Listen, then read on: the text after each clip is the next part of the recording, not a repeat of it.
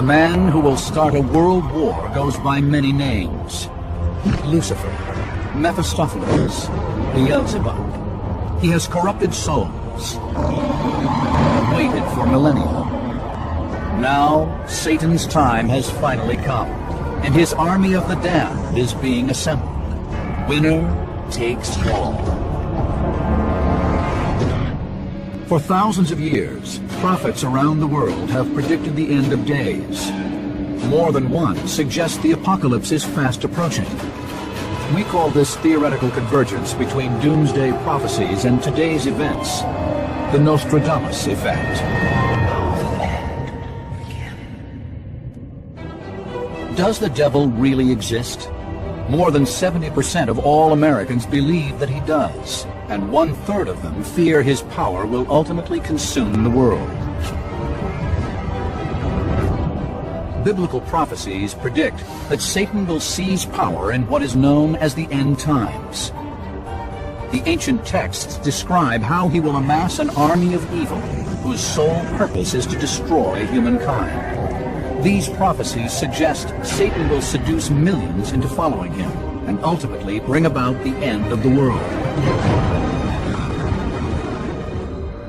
Some say that today's unrest is a sign that Satan's army has begun to assemble. Rising violence, not just between nations, but within societies all over the world, is one of the greatest signs, perhaps the greatest, that we're at the very end of the age, and it will grow much worse. The scripture says the whole world lies in the lap of the evil one. Does Satan actually exist? Is he possibly orchestrating our demise? Do other ancient cultures suggest similar evil figures, tempting us to commit wrongful acts?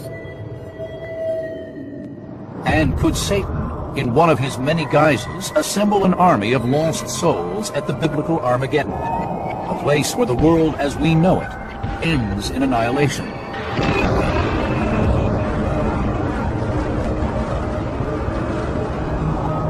We will neither refute nor endorse these theories, merely present the evidence.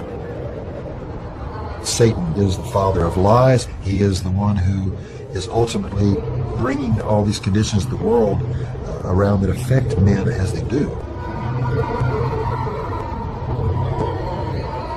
Satan appears in early Judaic texts as an agent of God whose sole purpose is to tempt mankind into sin. But many Christians believe Satan is a fallen angel who was once loyal to God, and in the ultimate act of vengeance is now conspiring to overthrow his kingdom. Here's God occupying the top spot in the cosmos, and Satan doesn't like that. He can't stand it. His pride won't let him accept that. So arrogance and pride, those are the hallmarks of Satan throughout the ages. In the book of Revelation, Satan appears during the time of tribulation, a 7-year period characterized by extreme disasters. At the end of this biblical time period, Satan returns to earth to recruit corrupt souls for an army that will confront God. This Revelation prophecy establishes the ultimate battle that will occur between good and evil. Woe to the inhabitants of the earth and of the sea, for the devil is come down unto you, having great wrath, because he knoweth that he hath but a short time. This form of writing we call apocalyptic. It comes from the word for revelation, apocalypse. This apocalyptic writing had certain characteristics that were common all across apocalyptic examples of writing. For example, virtually all of them feature some kind of great cataclysm, some kind of great battle between the forces of good and the forces of evil. But is Revelation's depiction of Satan's prophecy meant to be taken literally? And how does this belief compare to other religions? An examination of early civilizations reveals that certain cultures believe in a supernatural evil being.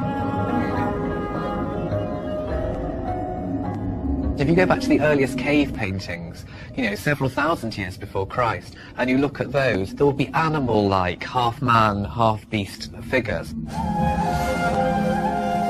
A powerful god, capable of death and destruction, emerges from the texts of ancient Egypt. ancient Egyptians had a kind of devil-like figure that at the end of your life you would appear before the gods and they would weigh your life. The goodness in your life had to outweigh a feather. If it didn't, you were cast off into some form of darkness. And what of Islam? Does this global faith, 1.5 billion strong, have a satanic figure that orchestrates the end of days? Satan in the Islamic tradition is known as Iblis. And Iblis is different than the devil in Christianity in that he's not a fallen angel. He's a separate type of creation known as a demon spirit or a jinn. According to the Quran, Islam's holiest text, this demonic spirit corrupts humanity and brings down God's wrath upon the world. There are signs that the Day of Judgment will come. There'll be all kinds of catastrophes. According to traditional Islamic beliefs, the end of the world will be preceded by two distinct catastrophes, a red death and a white death. Before the Qiyams rise, two deaths will occur, one death red and the other white. These will kill 5 out of every 7 persons. The red death will occur by means of killing, and the white through epidemics. Interpreters believe that these two forms of death correspond with 2 of Revelation's 4 horsemen of the apocalypse.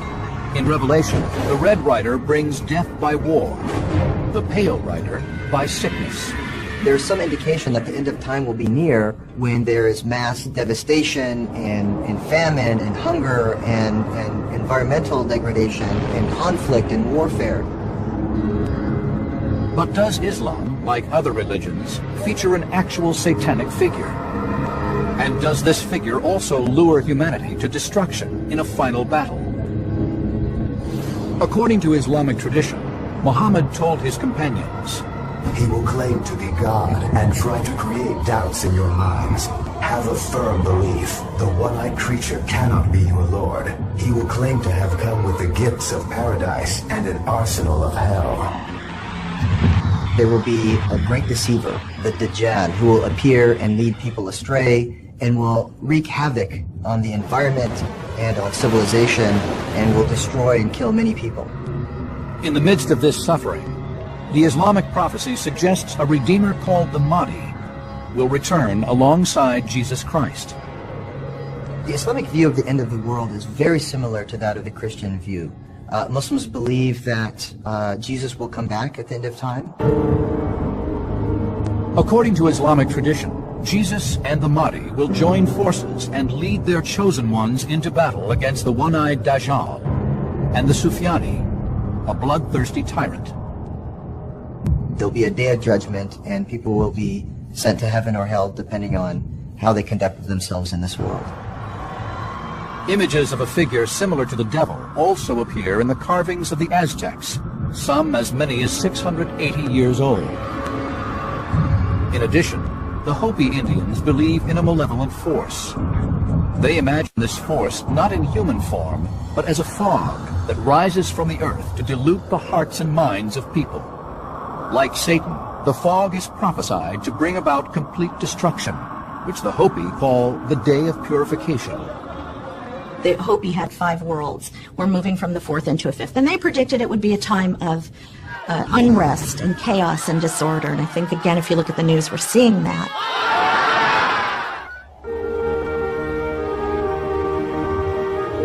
The Hopi Doomsday Prophecy gained attention in 1958 when a minister driving along an Arizona highway offered a ride to a Hopi elder. After riding in silence for several minutes, the elder shared his prophecy of a battle between good and evil that will abruptly end the current era of man.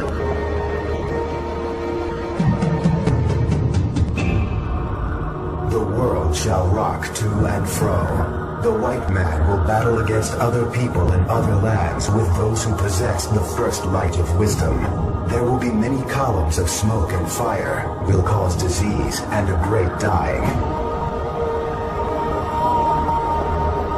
Some interpreters of the Hopi prophecy say the white man could refer to Western nations, and that those who possess the first light of wisdom may refer to the world's earliest civilization in Mesopotamia, now the site of Iraq. But there was more to the Hopi prophecy. You will hear of the sea turning black, and many living things died because of it. They also predicted that there would be an astronomical event. You will hear of a dwelling place in the heavens that shall fall with a great crash. It will appear as a blue star. Now, we don't know exactly what year they were referring to. They were not that specific, but they did also say that at this time of chaos, what would follow would be the return of the Great White Brother, union, harmony, similar to the New Testament Revelation, where, hell would be followed by heaven. Both the Hopi prophecy and the Bible suggest that man's demise will be triggered by God's effort to purge the world of evil.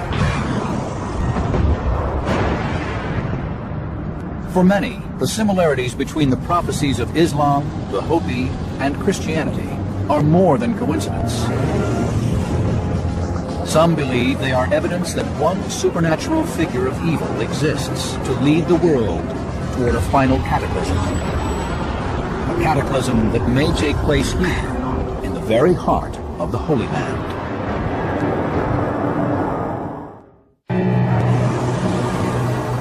Ancient texts suggest that Satan will lead an army of evil against Jesus and God's forces on earth, and that this battle will lay waste to the world. If so, that final battle, according to biblical prophecy, may take place here, Jerusalem, Israel. For millions, it is the world's holiest city. Here, three great religions have converged: Islam, Judaism, and Christianity. According to one biblical prophet, Ezekiel, Jerusalem is where a great destruction will take place. His prophecy, dated around 586 BC, is recorded in the Old Testament. I will bring them out from the nations and gather them from the countries, and I will bring them into their own land. God said throughout the Old Testament that in the last days, I will draw my people from the four corners of the earth back to the land of their forefathers, Palestine. This roughly 40-mile wide stretch of land between the Mediterranean Sea and the River Jordan has been besieged by violence and war since the dawn of man. The United Nations established land for a state of Israel here in 1947, and the Jewish people who populate this tiny nation have struggled to survive ever since. The Bible says that God set Jerusalem at the center of the nations and placed the rest of the nations around her. I describe Israel as the epicenter of the world, Jerusalem as the epicenter of Israel, and the Temple Mount as the epicenter of Jerusalem. Those who accept Ezekiel's prophecy that Israel marks the site of our ultimate doom also look to another Old Testament prophet, Zechariah. In 518 BC, he recorded his prediction that Israel would regain the city of Jerusalem. On that day, the Lord will shield those who live in Jerusalem, so that the feeblest among them will be like David, and the house of David will be like God. Israel captured East Jerusalem in 1967 in what has come to be known as the Six-Day War. Some believe this pivotal event precipitates the beginning of the end, one step closer to Satan's reign on earth. A third biblical prophecy offers yet another sign of the end times. It is from the book of Daniel, written over 2,000 years ago. In the days of these kings shall the God of heaven set up a kingdom which shall never be destroyed. Some Bible scholars interpret this to mean Christ would return during the time of the Roman Empire to defeat Satan. But that vast empire collapsed over 1,500 years ago. However, some say that Daniel's prophecy refers to our own time and the modern descendants of ancient Rome.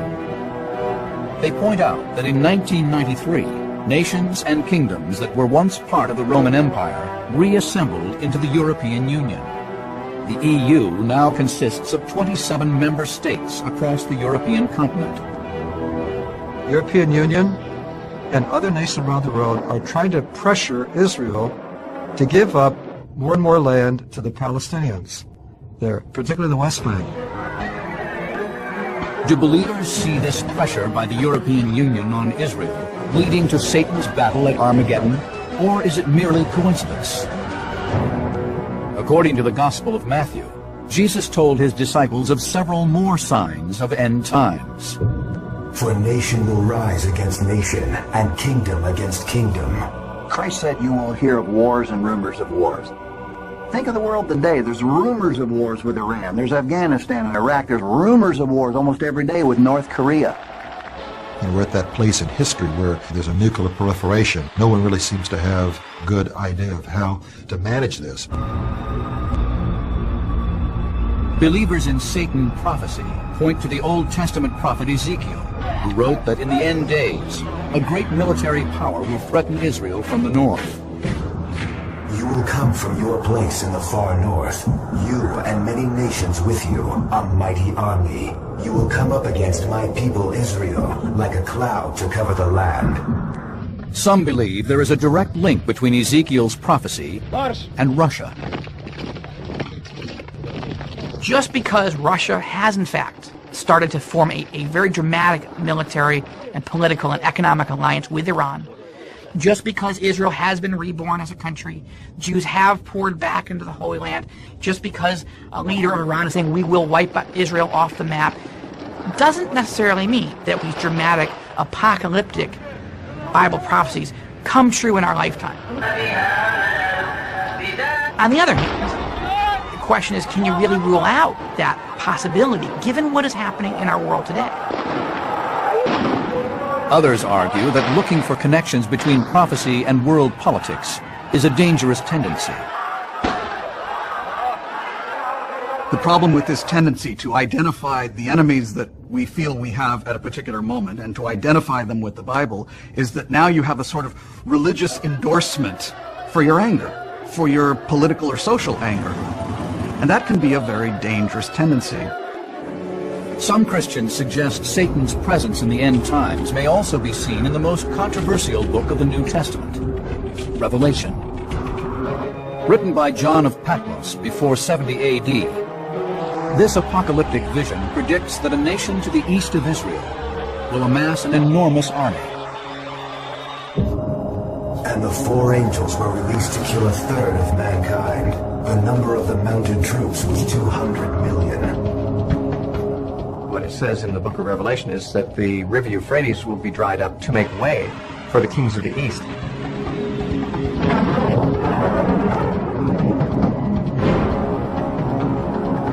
Assuming he exists, how will Satan gain such power? There are those today who worship Satan openly. But are these modern pagans really soldiers in Satan's army, leading us to annihilation? Satan, the malevolent figure Christians accept as the ultimate force of evil.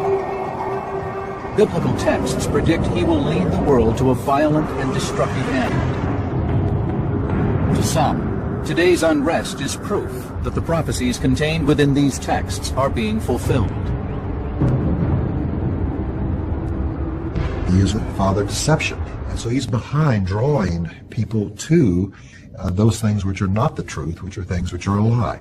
And so this is his final assault on humanity and on planet Earth. Those convinced that Satan truly exists believe he can only challenge God by raising a massive army. Armies with troops numbering in the millions exist today, not to mention less structured guerrilla and terrorist soldiers. They would appear to be perfect candidates for Satan's army. But is this what believers think? Ancient texts suggest instead that Satan will recruit his army by corrupting mankind one soul at a time. The Apostle Paul said that in the last days, perilous times shall come, or dangerous times. And then he listed about 15 things that all have to do with character. In the Bible's book of Timothy, written in the 1st century A.D., the disciple warns, For men will be lovers of self, lovers of money, boastful, arrogant, brutal, haters of good, treacherous, reckless, conceited, lovers of pleasure. Many believe Satan to be a fallen or corrupt angel. Satan is a very powerful angel, and angels have an intelligence and a knowledge far greater than human beings. And so Satan knows humanity in and out. He knows all of our weaknesses. According to the Bible, Satan's seduction of humankind is just one of several ways he will gather his doomsday legions. One passage in the Gospel of Matthew indicates he will also create false messiahs and cults. 1993, Waco, Texas. The world watches as a ranch complex burns to the ground. 80 people die, 17 of them children. They called themselves the Branch Davidians. They were led by their charismatic leader, David Koresh. Having proclaimed himself the Son of God, Koresh claimed he was the Lamb who would open the 7 seals. After a firefight with federal agents who believed he was hoarding illegal weapons, Koresh and his followers perished in a fire after a 51-day standoff. 1978, Guyana, South America. Another self-anointed Messiah, the Reverend Jim Jones, believes his commune is under attack and leads more than 900 of his followers in a mass suicide. 1969, Los Angeles, California. Charles Manson seduces his so-called family to commit a series of gruesome murders. Were these men puppets of Satan, recruiting souls for his army? We like to personify kind of feelings and senses of what goes on in the world. Often in terms of individuals and notorious criminals who go about, carrying out terrible acts of terrorism, kind of inhuman acts of terrorism, that we sort of struggle to understand. I think that is when we start trying to think, well, there is a kind of force for evil in the world that is bigger than any individual. People can easily convince themselves that they're doing good while they're doing terrible things. I'm surprised that we don't have more Jim Jones, more David Koreshes, and more Charles Mansons. I mean, we're lucky that these people are fairly rare. Much like Christians today, fringe groups, including some satanic sects, believe in Satan's existence and that he will dominate the world as it approaches Armageddon. In nomine Satanas, Lucifer excelsis Dei. One of the more moderate groups is the Church of Satan, founded in 1966, with many adherents across the U.S. Their beliefs tend more toward hedonism, with carnal pleasures leading to greater self-knowledge. Hail Satan! Hail Satan! The best way to explain the philosophy of the Church of Satan is probably that it's a very secular, rational philosophy based on responsible self-indulgence.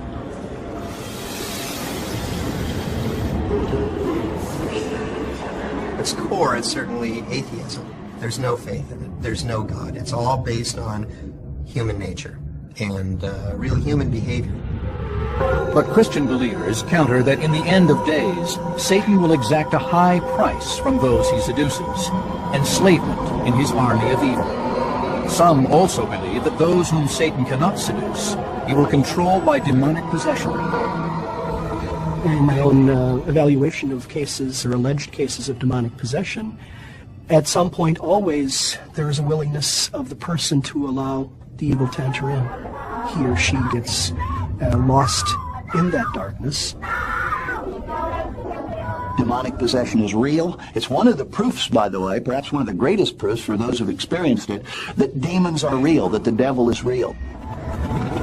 According to a recent study by Fordham University, exorcism is more readily available today than perhaps ever before. In 2007, Pope Benedict XVI ordered his bishops to establish teams known as exorcism squads to stop what the Catholic Church believes is Satan's rising influence. There was a special school set up in Rome to help in the training of exorcists. But many doubt that demonic possession is real. There are not very many cases of legitimate exorcism going on today. Exorcisms used to be more common because we didn't know very much about human psychology and how the unconscious can trick us. Even so, certain Christian believers accept that demonic possession is valid.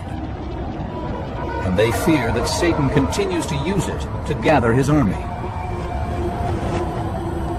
According to some of these believers, there are more gruesome examples of Satan on earth. They point to the rise in cases of ethnic cleansing, a euphemism for the persecution or massacre of a select population. During a 3-month period in 1994, the Hutu-led militia in Rwanda killed about 800,000 Tutsis in what has been called the Rwandan genocide. For those who believe in the existence of Satan, such shocking events seem possible only through his direction. Satan teaches us many things. The first thing that he teaches us that he's returning. And we are to provide an army for his return. Whenever there is evil, genocide, atrocities that are committed, violations of human rights, destruction of the environment, all of these are evil deeds. And evil, in its essence, is rooted in the teachings of Satan and those who follow his temptations. Believers in biblical prophecy suggest that before Satan can implement his plan to wipe out mankind, he will need to enlist the help of 2 lieutenants into his army. Together, they will become an unholy trinity, and their communion will be one of the last signs that Armageddon is at hand.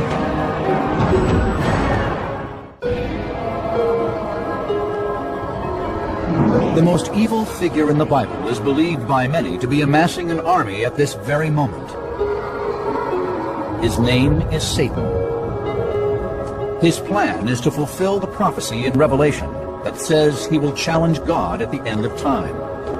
But before his army can attack, signs must be revealed, and events must fall like dominoes, leading to a final confrontation, a poisoned landscape, calamitous events, and the arrival of 2 monsters, the Antichrist and the false prophet, are a few of the signs that Satan's army is assembling.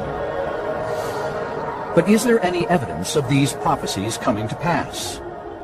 Is global warming the work of Satan? Is globalization the work of Satan? Is terrorism the work of Satan? That might be true. The atomic weapons, are they the work of Satan?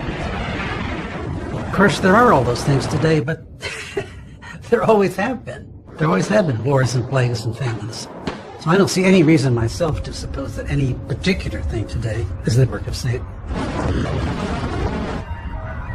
Certainly there have always been problems in every age, but it's an intensifying of problems. Those are the 2 key elements, greater in intensity and greater in number. And no one seems to be able to figure out what to do about it. Further examination into the book of Revelation may provide clues on how Satan may lead mankind into Armageddon. It says Satan will bring to power 2 key allies, both men, the Antichrist and a false prophet. The text describes how these figures will help Satan deceive humanity and lead the world to annihilation. According to Revelation, Satan's plan begins when the Antichrist is first introduced onto the world stage. And behold, a white horse, and its rider has a bow, and a crown was given to him, and he went out conquering and to conquer. According to some biblical experts, the Antichrist, the first of the notorious 4 horsemen of the apocalypse, will falsely claim to bring peace. It's going to be the peace that will destroy many. It says it will be made and confirmed by the one called Antichrist.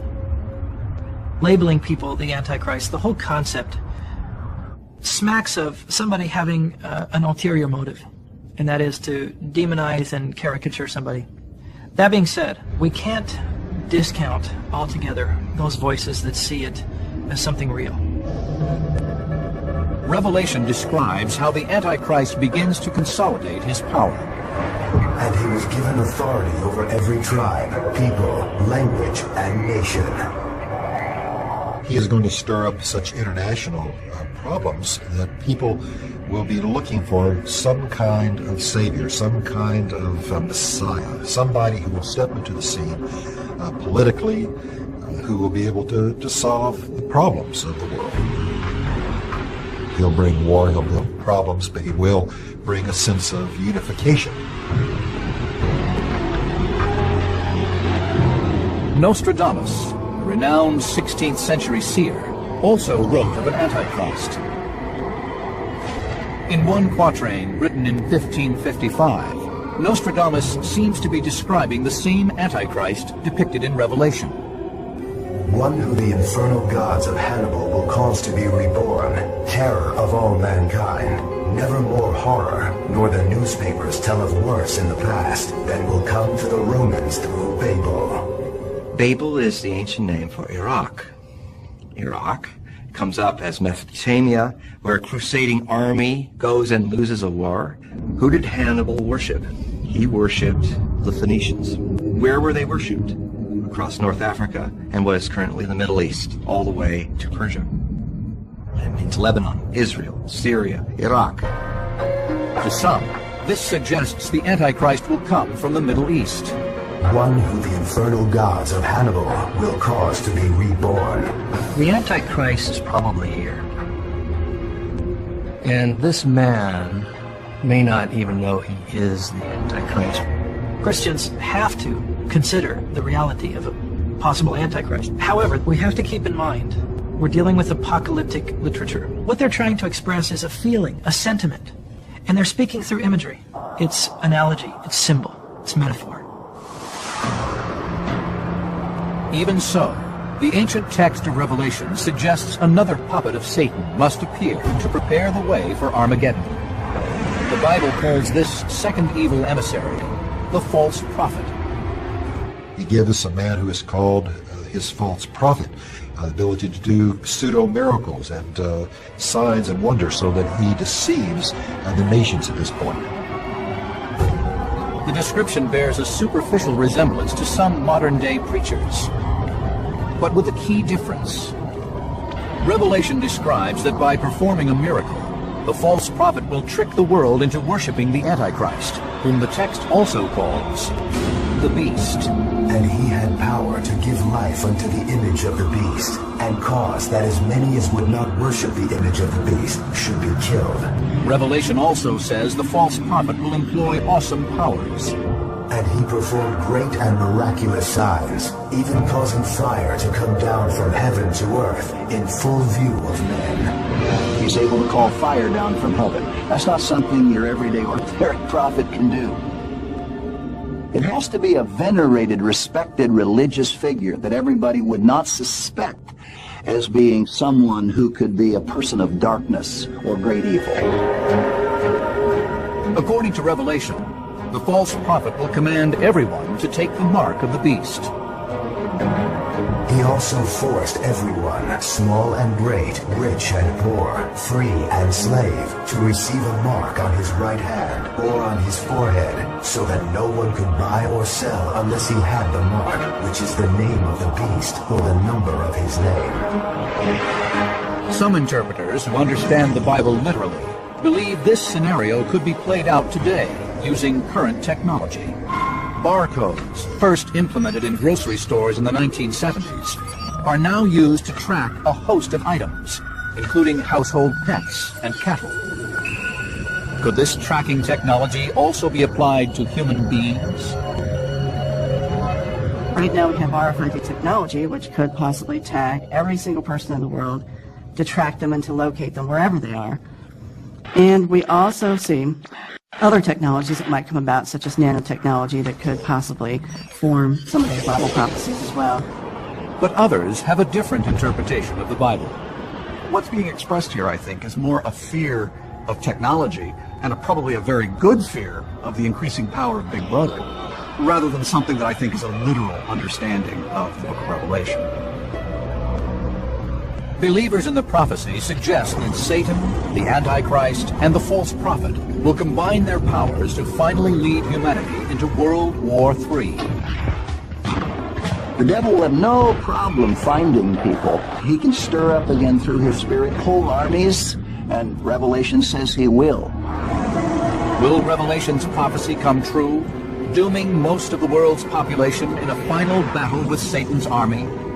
As the hour of Armageddon approaches, the last dominoes prophesying the end times will fall. According to the Bible, the unholy trinity of the false prophet, the Antichrist, and Satan will finally concentrate their power in the Holy Land as D-Day dawns for Satan's army.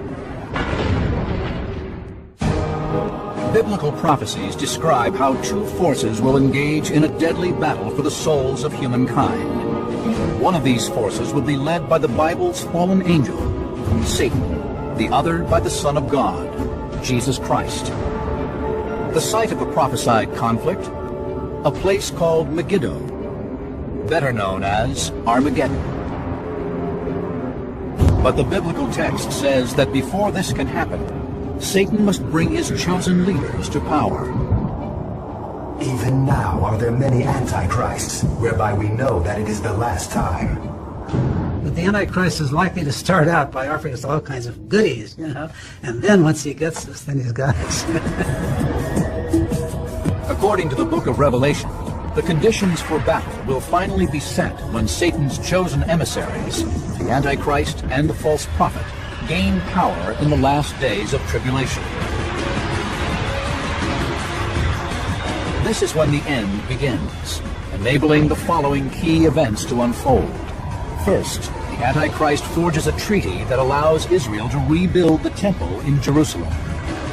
Now, the Antichrist, on Satan's behalf, declares himself to be God and moves into the rebuilt temple. He takes his seat in the temple of God, proclaiming himself to be God. And this is what Satan always wanted, was to be exalted and made like God, or worshipped as God. According to Revelation, the Antichrist and the false prophet will launch a reign of terror, killing all who oppose them. In response, God will challenge Satan's followers with a series of disasters, each more terrible than the last. One passage from the text describes how a falling star will cause 1/3 of all water to become poisoned. And a great star, blazing like a torch, fell from the sky on 1/3 of the rivers and on the springs of water. Could this falling star be the same star that crashes to Earth in the prophecy mentioned by a Hopi elder in the late 1950s? You will hear of the sea turning black, and many living things dying because of it. Revelation states that the destruction will intensify with fierce storms. A massive earthquake will reduce cities and mountains to rubble. Islands will disappear, engulfed by tidal waves. The text also describes how a great hail will fall from the heavens, each stone weighing nearly 100 pounds. Is this a veiled reference to some new ice age? The final battle ensues as the world is transformed. The judgment now is coming. He will be the instrument of bringing it to its final climax. As he raises the nations up against God, he brings all of the nations of the earth against Jerusalem to do battle. Some biblical scholars believe that the book of Daniel describes how great military powers will rise up against the Antichrist, attacking him from the south and the north. The book of Daniel says, armies will surround Jerusalem. Some biblical interpreters suggest the Antichrist will oppose the forces of good with an even larger army of 200 million that approaches from the east. And they come across the dried up Euphrates River, and they gathered at a place called Har-Megiddo, which is north of Jerusalem. The prophesied place is a broad valley called Armageddon. Here, according to the Bible, Jesus will make a dramatic appearance to lead the forces of good. Then shall the Lord go forth and fight against those nations. And it shall come to pass in that day that I will seek to destroy all the nations that come against Jerusalem. The final battle between good and evil begins. This is according to John the Apostle, as he recorded in the controversial book of Revelation nearly 2,000 years ago.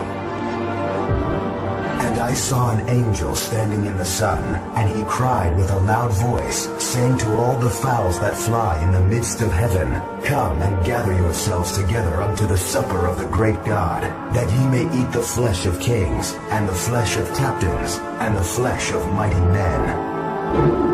Revelation provides no details of the prophesied battle, only that Christ and his army are victorious. But some believe the Old Testament prophet Zechariah foresaw the grim aftermath. Their flesh shall consume away while they stand upon their feet, and their eyes shall consume away in their holes, and their tongue shall consume away in their mouth. Christ literally dissolves them where they stand. It's a horrific picture in Zechariah 14 of what Christ will do to that great army, and the blood that will flow is quite a picture.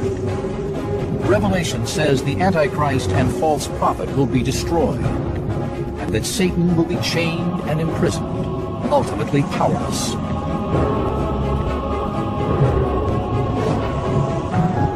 And then finally, at the very consummation of the age, he will be consigned to the lake of fire, which is really hell itself. The prophecy culminates with Christ ruling on earth in peace for 1,000 years.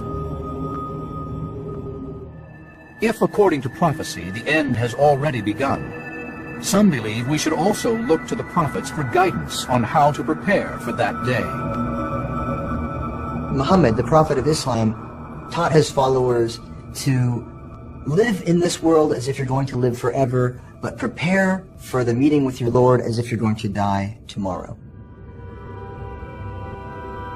In Matthew chapter 25, the message is about how we're to live our lives. It means take care of each other. It means have compassion. It means to work for peace and justice. Prophecy makes us realize our own potential, good and bad.